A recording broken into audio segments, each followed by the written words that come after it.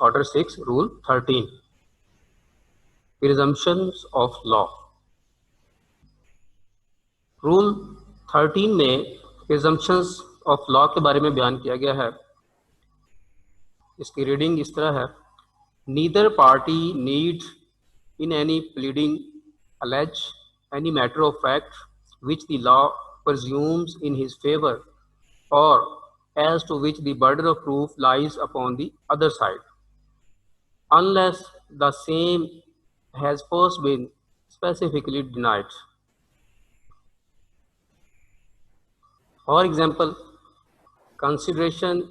for a bill of exchange where the plaintiff sues only on the bill and not for the consideration as a substantive ground of claim. Presumption of law के हवाले से ये कानून शहादत order के अंदर काफ़ी detail के साथ बयान किया गया है। Presumption of law, presumption of fact और उसके बाद फिर कंक्लूसिव प्रूफ। ये प्रिजम्पशंस के हवाले से होता है कि इसको उर्दू में कहते हैं क्यास, और ये प्रिजम्पशन ऑफ लॉ है यहाँ पे बात की गई, तो इसका मतलब है क्यास कानूनी। तो क्यास के बारे में वो कह रहा है कि अगर कोई कानूनन किसी फैक्ट का क्यास किसी मुद्दई या प्लेंटिफ के हक में है, और या फिर उसके हक में है, या फिर उसको साबित करने का जो बारे सबूत है वो दूसरे फरीक के ऊपर है, तो फिर उस प्लेंटिफ को अपने प्लीडिंग के अंदर, अपने दावे के अंदर वो मैटर जो है वो लिखने की ज़रूरत नहीं है। इसकी एक एग्जांपल दी यहाँ पे कि अगर बिल ऑफ एक्सचेंज है, बिल ऑफ एक्सचेंज के ऊपर कोई दावा दायर किया गया है, तो बिल ऑफ एक्सचेंज की कंसिडरेशन के बारे में जिक्र नहीं किया गया अगर, तो वो ज़रूरी नहीं है कि बिल ऑफ एक्सचेंज की जो कंसिडरेशन है, उसका जो मुआवजा है, उसका भी जिक्र करना ज़रूरी है। क्योंकि जब बिल ऑफ एक्सचेंज जारी किया गया तो वो कुछ कंसिडरेशन के साथ जारी किया गया, पैसों के एवज जारी किया गया, तो इसलिए कोर्ट ये प्रेज्यूम करेगी कि जब बिल ऑफ एक्सचेंज इशू हुआ तो वो किसी मुआवजे के एवज इशू हुआ था, तो इसलिए उस बिल ऑफ एक्सचेंज को बयान करना ही काफ़ी है, ना कि उसकी डिटेल बयान की जाए उस बिल ऑफ एक्सचेंज के दावा के अंदर।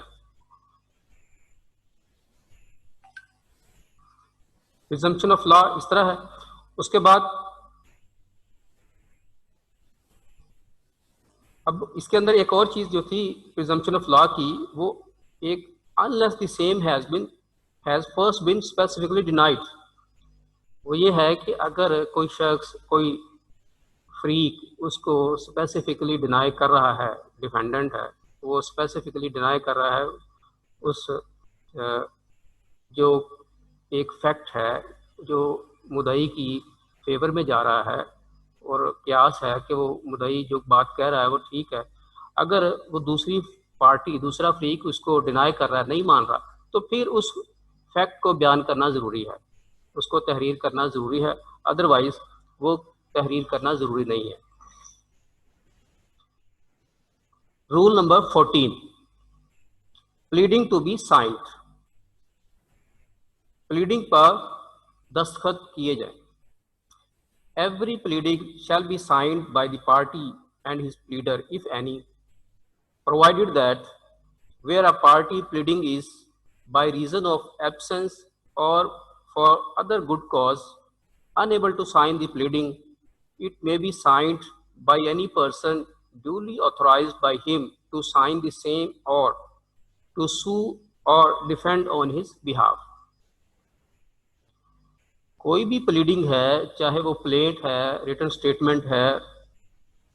तो जो पार्टी वो अपनी प्लीडिंग लेके आ रही है कोर्ट के अंदर, उसके ऊपर लाजम है कि वो उसके ऊपर दस्तखत करे अपने। और अगर उस पार्टी का कोई काउंसिल है, उसने कोई वकील इंगेज किया हुआ है, तो फिर उसके सिग्नेचर भी उसके ऊपर होना लाजम है। प्रोवाइडेड दैट, इसकी एक प्रोवाइजो है, इसकी एक कंडीशन है या एक्सेप्शन है। Provided that where a party pleading is by reason of absence, यानी कि अगर जो पार्टी दावा दायर कर रही है या जवाब दावा दाखिल कर रही है वो पार्टी एब्सेंट है, जिस कोर्ट के अंदर दावा दायर किया जा रहा है या जवाब दावा दाखिल किया जा रहा है वहाँ पे वो आ नहीं सकती पार्टी, और या फिर फॉर अदर गुड कॉज, या फिर कोई और मुनासिब वजह है, माकूल वजह है, unable to sign the pleading, उस माकूल वजह की वजह से वो उस प्लीडिंग के ऊपर दस्तखत नहीं कर सकी, नहीं कर सकती। फिर it may be signed by any person duly authorised by him to sign the same, तब वो प्लीडिंग, वो प्लेट या रिटर्न स्टेटमेंट उस शख्स के जरिया दस्तखत होगी, उसके ऊपर सिग्नेचर होंगे जो ड्यूली अथॉराइज्ड होगा, जिसको दस्तखत करने का इख्तियार दिया जाएगा। और टू सू और डिफेंड ऑन हिज बिहाफ, यानी कि जो पार्टी एक दावा या जवाब दावा दाखिल करना चाह रही थी वो अगर एब्सेंट है कोर्ट से ड्यू टू इलनेस हो सकता है, ओल्ड एज हो सकता है, ड्यू टू रिजाइडिंग अब्रॉड हो सकता है, अगर इस वजह से वो सिग्नेचर नहीं कर सकी अपनी प्लीडिंग के अंदर वो पार्टी, तब वो कोई अपना नुमाइंदा या मुख्तार मुकर्रर करके उसके ज़रिए उसके ऊपर दस्तखत किए जाएंगे।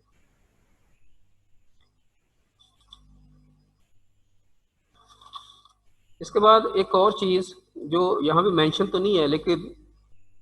आला अदालतों ने फैसले किए हैं जिनके अंदर ये फैसला हुआ है, फैसले हुए हैं कि जब कोई पार्टी अपनी प्लीडिंग के अंदर दस्तखत ना कर सकी हो तो फिर उस वजह से उसका दावा या जवाब दावा उसका खारिज नहीं किया जा सकता, बल्कि उसको इजाज़त दी जा सकती है, तरमीम के ज़रिए वो अपने दस्तखत कर सकते हैं पार्टी, इसलिए इसको इस नक्स को दूर किया जा सकता है। Rule 15, verification of pleadings. Verification of pleadings, जिसको हम तस्दीक भी कहते हैं, एक प्लेट या रिटर्न स्टेटमेंट या और तहरीर डॉक्यूमेंट कोर्ट में पेश किया जा रहा है, दरख्वास्त हो सकती है कोई, तो उसके अंदर जब वो कंटेंट्स लिखे जाएंगे उसके, उस प्लेट के, रिटर्न स्टेटमेंट के या एप्लीकेशन के, तो उन कंटेंट्स की तस्दीक भी की जाएगी। Save as otherwise provided by any law for the time being in force, every pleading shall be verified on oath or solemn affirmation at the foot by the party or by one of the parties pleading or by some other person proved to the satisfaction of the court to be acquainted with the facts of the case. Save as otherwise provided by any law for the time being in force, verification के हवाले से rule 15 में बताया गया है कि अगर verification का कोई स्पेसिफिक रूल किसी और लॉ के अंदर है तो वो उसको एक्सेप्शन के तौर पर अलहदा करके बाकी every pleading shall be verified, her pleading को ऑन ओथ वेरीफाई किया जाएगा, सोलम अफर्मेशन यानी कि हल्फिया इकरार किया जाएगा, और जब प्लीडिंग ख़त्म हो रही होगी उसके एंड पर, फुट पर, ये हल्फन तस्दीक की जाएगी। वो शख्स जो पार्टी अपना प्लेट या रिटर्न स्टेटमेंट अपने लेके आई है वो पार्टी करेगी, या फिर और by some other person prove to the satisfaction of the court to be acquainted with the facts of the case। या फिर वो शख्स जो अदालत समझती है, जो जिसके बारे में अदालत इत्मीनान रखती है कि ये शख्स उस मुकदमे के बारे में, उस प्लीडिंग के बारे में, वाक़यात जो हैं उसके उनके बारे में इसको इल्म है, वो जानता है, तो फिर वो शख्स भी उस प्लीडिंग को वेरीफाई कर सकता है, तस्दीक कर सकता है उसकी। सब rule 2, the person verifying shall specify by reference to the numbered paragraphs of the pleading what he verifies of his own knowledge and what he verifies upon information received and believed to be true। The person verifying, तस्दीक कुनिंदा, जो शख्स verify कर रहा है, शैल specify, लाजम है उसके ऊपर कि वो लिखे, by reference to the numbered paragraphs, यानी कि जो नंबरिंग की हुई है ऑलरेडी पैराग्राफ्स की 1, 2, 3 की सूरत के अंदर, उनके वो नंबर वार उनकी तस्दीक करेगा। What he verifies of his own knowledge, जो वो अपने इल्म से वेरीफाई कर रहा है, जो फैक्ट्स उसके इल्म के मुताबिक दुरुस्त हैं वो लिखेगा, कहाँ से कहाँ तक वो नंबर या पैराग्राफ उसके इल्म के मुताबिक दुरुस्त हैं वो मेंशन करेगा। और इसके अलावा जो दीगर लोगों के इल्म से उसके इल्म में आए हैं, उसको इन्फॉर्मेशन मिली है दूसरे लोगों से, उनकी भी तस्दीक करेगा और बयान करेगा कि उसके इल्म की हद तक और उसके यकीन की हद तक दुरुस्त हैं वो। सब rule 3, the verification shell be signed by the person making it and shall state the date on which and the place at which it was signed। अब जो शख्स वेरीफाई कर रहा है, वेरिफिकेशन कर रहा है, उस अपनी वेरिफिकेशन को तस्दीक भी करेगा, उसके ऊपर दस्तखत भी करेगा अपने, और उसके ऊपर डेट, जिस तारीख को वो तस्दीक उसने की है वो, और जिस जगह पे उसने तस्दीक की है वो भी मेंशन करेगा।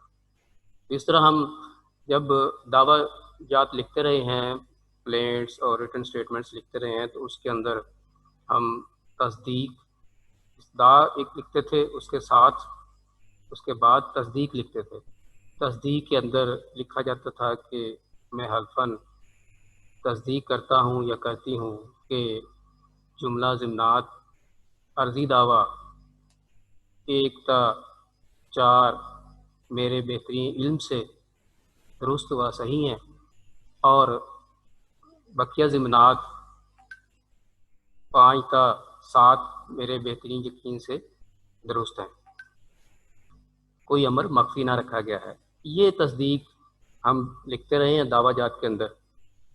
तो ये तस्दीक जो लिखते हैं हम, ये रूल 15 के तहत लिखते हैं। उसके अंदर तस्दीक बामुकाम मौरखा ये सारे लिख के, उसके बाद फिर अल-मुसद्दिक या अल-मुसद्दका लिख के दस्तखत किए जाते हैं। Rule number 16, striking out pleadings. Striking out pleadings, जब प्लीडिंग के अंदर कोई ऐसी चीज़, प्लेंट के अंदर या रिटन स्टेटमेंट के अंदर कोई ऐसा वर्ड, कोई ऐसा लफ्ज़ या अल्फाज इस्तेमाल हो जो कि किसी भी फरीक के लिए उसकी इज़्ज़त और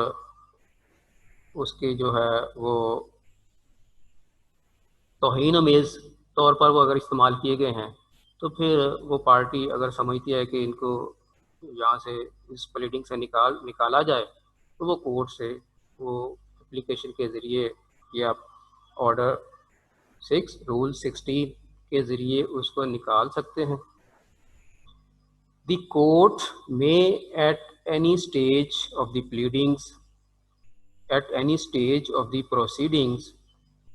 order to be struck out or amended any matter in any pleading which may be unnecessary or scandalous or which may tend to prejudice, embarrass or delay the fair trial of the suit. Court की ये discretion है, court को ये इख्तियार हासिल है कि वो किस कार्रवाई के, मुकदमा की कार्रवाई के किसी भी स्टेज के ऊपर किसी भी बात को, किसी भी मामले को, मैटर को स्ट्रक आउट कर सकती है, उसको रिमूव कर सकती है या फिर उसमें तरमीम कर सकती है। और वो मैटर जो है वो किस तरह का है, वो अननेसेसरी है, गैर ज़रूरी तौर पर बयान किया गया है, या फिर स्कैंडलस है, तौहीन अमेज है, या फिर विच मे टेंड टू प्रेजुडिस, उसके साथ अगर वो लिखा इसी तरह रहे तो तरफदारी का एहतमाल होता है, तासुब उससे नुमाया नज़र आता है, उसको रिमूव करवाया जा सकता है। एम्बेरस है, वो दूसरे फरीक के लिए कोई एम्बेरसमेंट क्रिएट कर रहा है, दिक्कत पैदा कर रहा है, या फिर कुछ ऐसे अल्फाज इस्तेमाल हुए हैं जिससे डिले का ख़तरा है, एहतमाल है उस ट्रायल के अंदर, मुनसफाना ट्रायल के अंदर, उस मुकदमे का जो मुनसफाना ट्रायल है उसकी ताख़ीर का अंदेशा है। इन वजूहात की बिना पर उस प्लीडिंग में से उन अल्फाज को रिमूव करवाया जा सकता है और अमेंड करवाया जा सकता है। जैसे कि इसकी एग्जांपल आप कह सकते हैं कि अगर कोई फरीक है, वो दूसरे फरीक के खिलाफ मुकदमा दायर करने के लिए गया है, दर्ज उसने दावा दायर किया है, सिविल सूट फाइल किया है, तो वो उसके अंदर उसका कोई नेम लिखता है जिससे वो उसकी शोहरत को नुकसान होता है, कोई उसका निक नेम लिख देता है, या फिर और कोई ऐसी चीज़ लिख देता है जिससे उसकी तौहीन होती है, तो वो जो डिफेंडेंट है वो आके कोर्ट में इसको रिमूव करवा सकता है। रूल नंबर 17,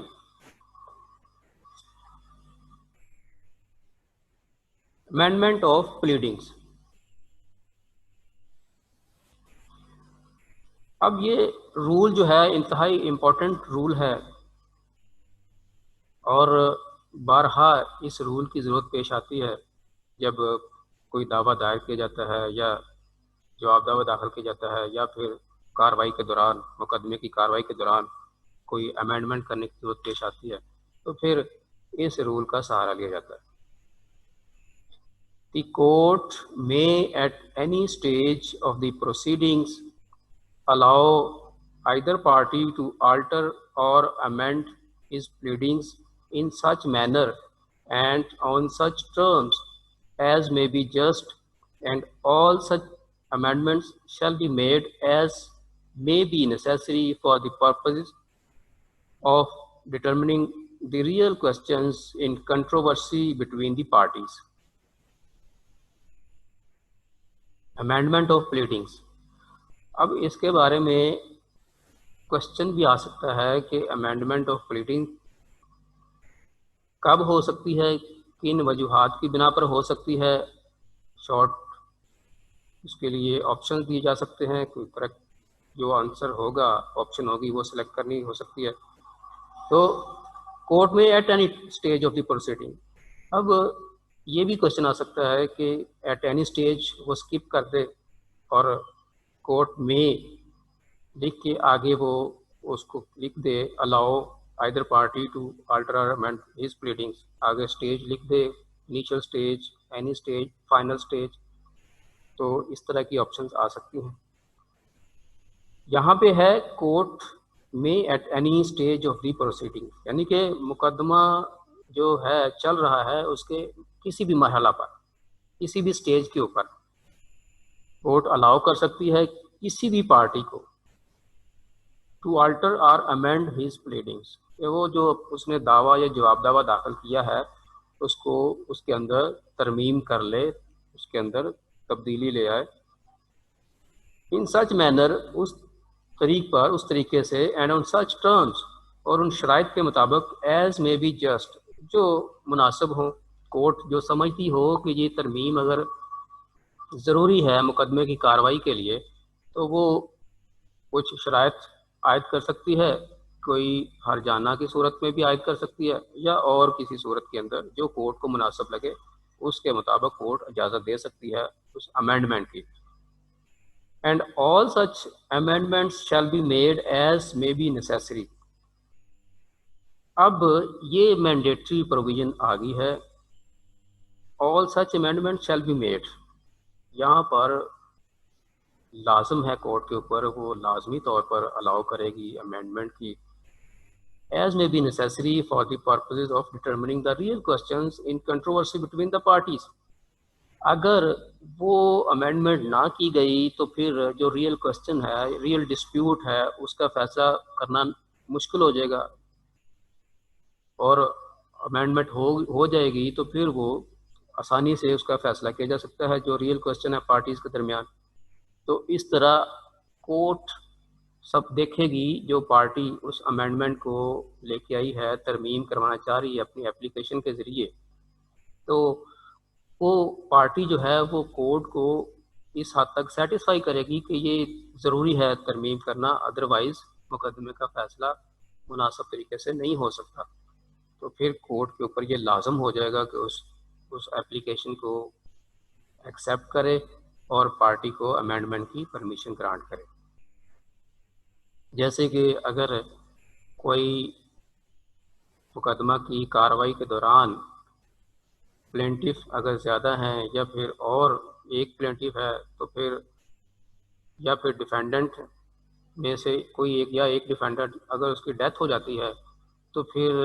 वो मुकदमा रुक नहीं जाता, बल्कि उस मुकदमे को चलाने के लिए जो लीगल एयर्स होंगे उन फ्री कैन के, उनको पार्टी बनाया जाएगा। तो उसकी अमेंडमेंट की एप्लीकेशन दी जाती है ताकि नए जो लीगल एयर्स हैं उनको फ्री बनाया जाए, नए पार्टी बनाया जाए उनको।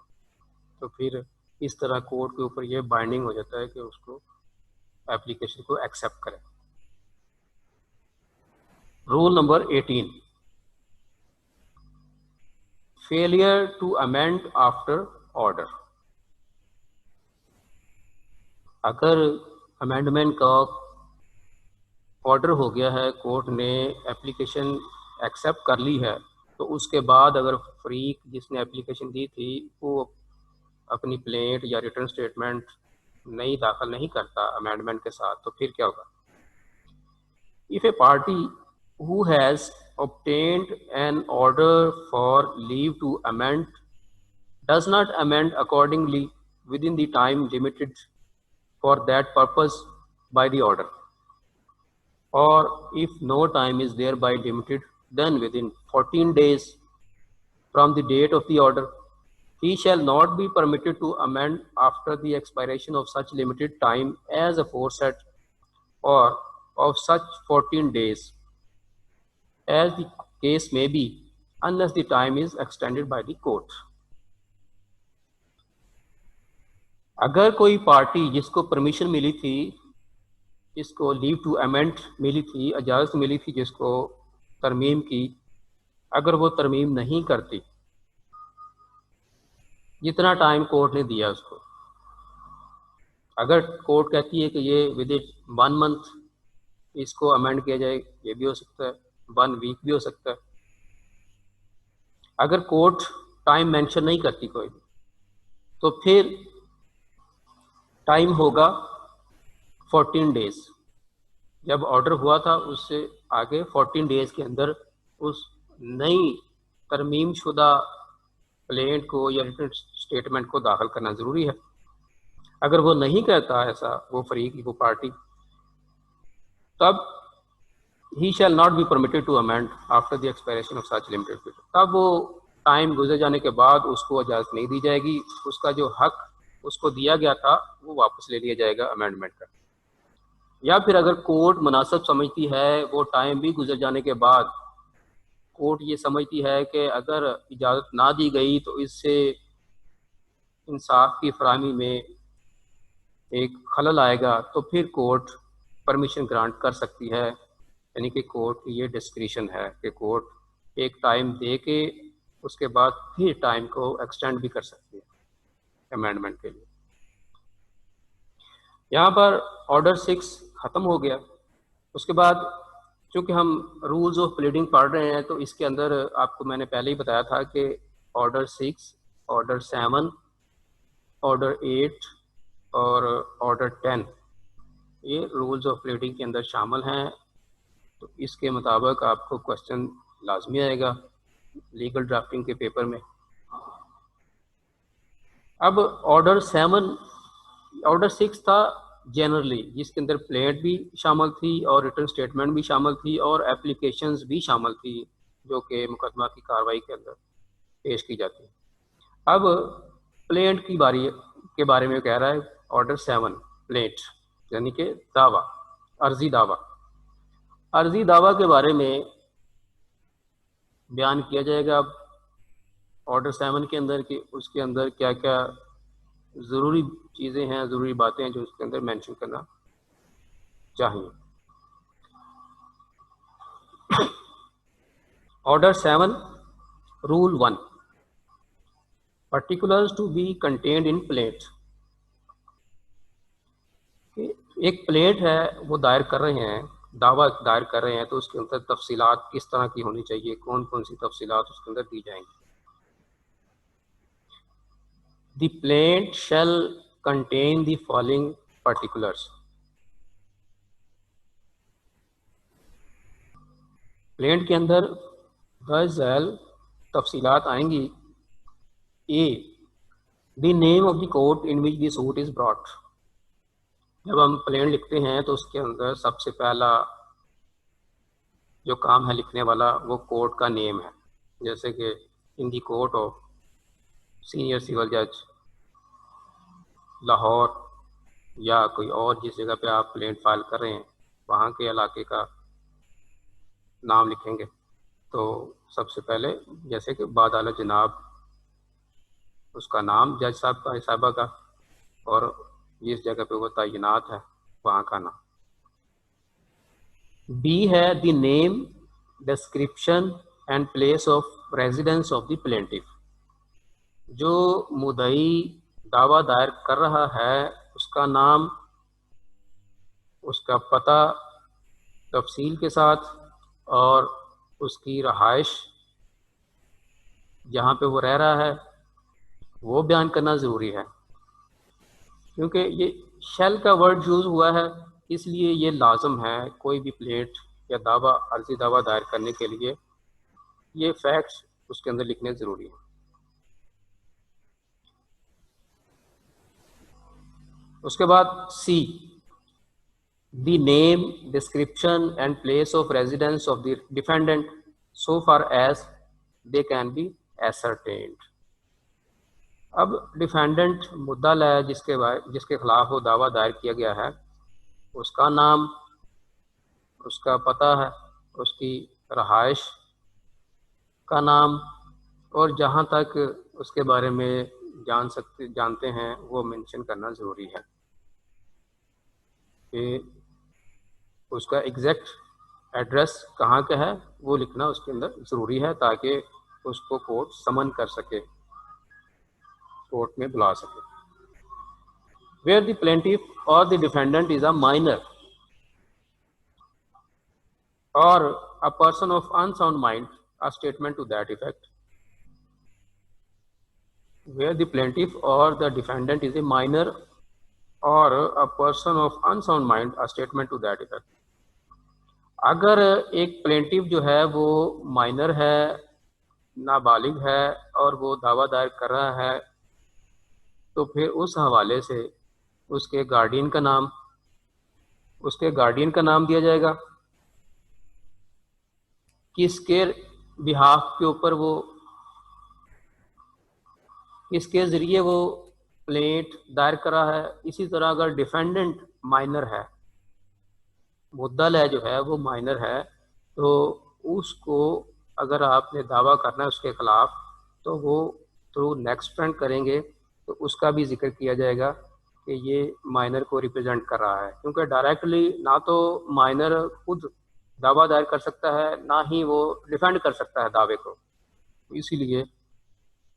गार्डियन का जिक्र करना, और इसी तरह अनसाउंड माइंड जो है वो भी ना वो डायरेक्टली सूट फाइल कर सकता है, ना ही डिफेंड कर सकता है। ई रूल 1 और इसकी प्रोविजन है E, the facts constituting the cause of action and when it arrows.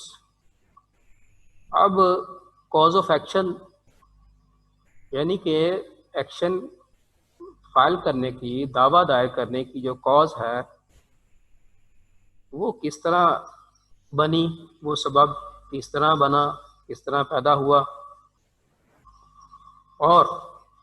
कब हुआ, वो कब वो सबब या वो जो वजह बनी दावा दायर करने की, किस तारीख को वो ज़रूरत पेश आई दावा दायर करने की, कि वो भी मेंशन करना ज़रूरी है। तो उसके जो कॉज ऑफ एक्शन है, अगर कॉज ऑफ एक्शन किसी दावा के अंदर नहीं है तो फिर वो दावा खारिज हो जाएगा। कॉज ऑफ एक्शन का होना ज़रूरी है, यानी कि वो वजह जिसकी बुनियाद पर दावा दायर किया जाता है। F, the facts showing that the court has jurisdiction. अब इसके बाद हम लिखते थे कि फैक्ट्स दावा जब लिखते हैं तो उसके अंदर लिखा जाता है कि रहाइश फ्रीकैन अदालत की ज्यूरिसडिक्शन में है, दायरे इख्तियार में है, दायरे समात में है, तो इसलिए कॉज ऑफ एक्शन भी इधर पैदा हुई। ये फैक्ट्स हैं जिसकी वजह से उस कोर्ट को इख्तियार समात हासिल हो जाता है उस दावे का। इनका जिक्र करना, इनको मेंशन करना ज़रूरी है प्लेंट के अंदर। G, the relief which the plaintiff claims. अब रिलीफ जो दादरसी एक मुद्दई हासिल करना चाहता है, इसकी वजह से वो अदालत में आया है जो लेने के लिए, उसको क्लियरली और ब्रीफली मेंशन करना ज़रूरी है ताकि दूसरा फ्रीक उसको समझ ले और अदालत भी उसको अच्छी तरह समझ सके कि प्लेंटिफ क्या मांगने अदालत में आया है, क्या रेमेडी उसको चाहिए, उसको उसका जिक्र करना ज़रूरी है। H, where the plaintiff has allowed a set of or relinquished a portion of his claim, the amount so allowed or relinquished। अब अगर कोई ऐसा दावा है, ऐसी प्लेंट है जिसके अंदर मुद्दई ने दूसरे फ्रीक का कोई दावा या कोई उसका मुतालबा तस्लीम किया है, वो किस हद तक है, या फिर उसने अपना हक कुछ तर्क कर दिया है, वो किस हद तक कितना तर्क किया है, उसका जिक्र करना भी ज़रूरी है। अगर एक फ्रीक है वो अदालत में जाता है और कहता है कि मैंने दूसरे फ्रीक से मुद्दल ऐसे 1 लाख रुपया लेना है जो मैंने उसको उधार दिया था, अब वो साथ ये भी मेंशन करता है कि एक वक्त पे मैंने 20,000 रुपया इससे लिया था मुद्दल ऐसे, तो वो इन दोनों चीज़ों का जिक्र ज़रूर करेगा उसके अंदर।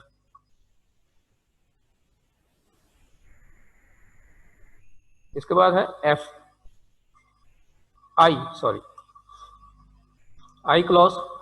a statement of the value of the subject matter of the suit for the purpose of jurisdiction and of court fees so far as the case admits। एक स्टेटमेंट होगी, एक बयान होगा जो कि सब्जेक्ट मैटर, जो आपका सब्जेक्ट मैटर है, जो जिस की खातर आप अदालत में आए हैं, वो जो सब्जेक्ट मैटर है वो पैसे भी हो सकते हैं, वो प्रॉपर्टी हो सकती है, तो उसकी वैल्यू का जिक्र करना ज़रूरी है, तहरीर करना ज़रूरी है। For the purpose of jurisdiction end of the court fees, और उसका मेंशन करने का मकसद क्या है, ताकि कोर्ट को ये अंदाज़ा हो जाए, कोर्ट को ये पता चल जाए कि ये उसकी ज्यूरिसडिक्शन का केस बनता है, और वो उस वैल्यू के सब्जेक्ट मैटर के केस को सुन सकती है। इसी तरह फिर कोर्ट ये भी देखती है कि अगर इतनी मालियत का ये दावा है, प्रॉपर्टी का दावा है, तो इसके अंदर कोर्ट फीस जो कोर्ट फी एक्ट के मुताबिक है वो चस्पा की गई है। तो इन दोनों मकासद के लिए उस स्टेटमेंट को लिखना ज़रूरी है।